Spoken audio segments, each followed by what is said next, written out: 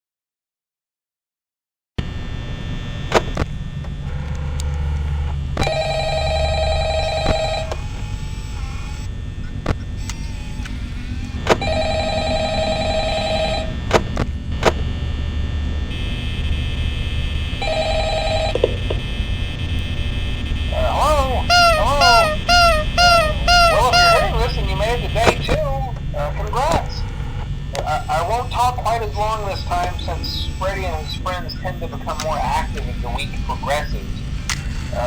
It might be a good idea to peek at those cameras while I talk, just to make sure everyone's in their proper place, you know. Interestingly enough, Freddy himself doesn't come off stage very often. I've heard he becomes a lot more active in the dark, though, so hey, I guess that's one more reason not to run out of power, right? I also want to emphasize the importance of using your door lights. There are blind spots in your camera view, and those blind spots happen to be right outside your doors. So if you can't find something or someone on your cameras, be sure to check the door light. You might only have a few seconds to react. Not that you would be in any danger, of course. I'm not implying that. Also, check on the curtain in Pirate Cove from time to time. The character in there seems unique in that he becomes more active if the cameras remain off for long periods of time. I guess he doesn't like being watched. I don't know. Anyway, I'm sure you have everything under control. Talk to you soon.